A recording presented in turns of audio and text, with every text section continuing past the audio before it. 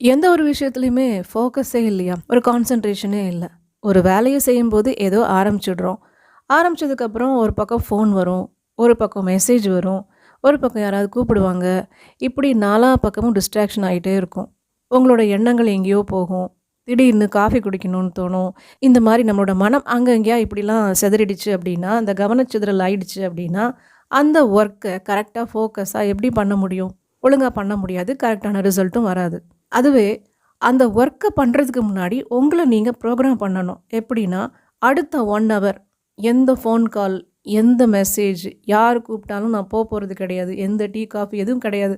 ஒரு வேள உங்களுக்கு அந்த ஒர்க்க ஸ்டார்ட் பண்றதுக்கு முன்னாடி டீ, காஃபி வேணும்னா குடிச்சுக்கலாம். ஸோ, இப்போ 11 மணி ஆச்சு. இதிலிருந்து கரெக்ட்டா 1 ஹவர் நான் இந்த ஒர்க்கெல்லாம் முடிச்சுட்டு தான் ஃபுல் ஃபோக்கஸோட, கான்சன்ட்ரேஷனோட இந்த ஒர்க்க நான் கம்ப்ளீட்டா முடிச்சுட்டு தான் இந்த இடத்த விட்டே நான் எந்திப்பேன். அப்படின்னு நீங்க உங்களுக்குள்ள ஒரு ப்ரோகிராம் பண்ணிக்கிட்டீங்க அப்படின்னா, கரெக்ட்டா இருக்கும். ஒர்க்கும் நீட்டா இருக்கும். ஃபோக்கஸ் அப்படின்றது நந்தி தேவர் சிவன் மேல வச்ச மாதிரி ஒரே பாயிண்ட், ஒரே ஃபோக்கஸ், ஒரே கான்சன்ட்ரேஷன், கவனச்சிதறல் எதுவும் கிடையாது.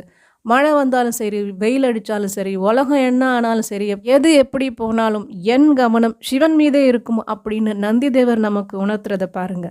ஸோ என்னால ஒரு விஷயத்த ஃபோக்கஸா பண்ண முடியாது, கான்சன்ட்ரேஷனா பண்ண முடியாது அப்படிலாம் ஒண்ணும் கிடையாது. நீங்க உங்களுக்கு ப்ரோகிராம் பண்ணல.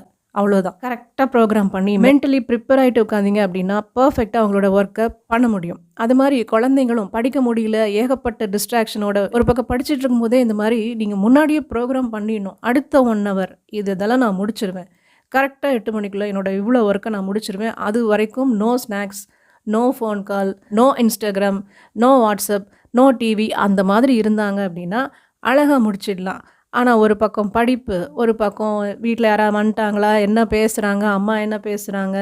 யார் வந்தா? அப்பா யார் கூட பேசுறாங்க? தம்பி என்ன இந்த மாரிலாம் பலவிதமான எண்ணங்கள் ஒரு பக்கம் ஓடிட்டும், ஒரு பக்கம் படிச்சுட்டே இருக்கும்போது கான்சன்ட்ரேஷன் சிதறத்தான் செய்யும். ஸோ, ஃபோக்கஸ், கான்சன்ட்ரேஷன் பெர்ஃபெக்ட்டா இருக்கிறது வேற யாரு கையிலயும் இல்ல. அவங்க கையில தான் இருக்குது. ஃபோக்கஸ், கான்சன்ட்ரேஷன் பெர்ஃபெக்ட்டா இருக்கிறதுக்காக பேச்சுலர் ரெமடிஸ்ல என்ன எடுக்கலாம் அப்படின்னா, clematis, chestnut bud, water violet, oak, hornbeam, gentian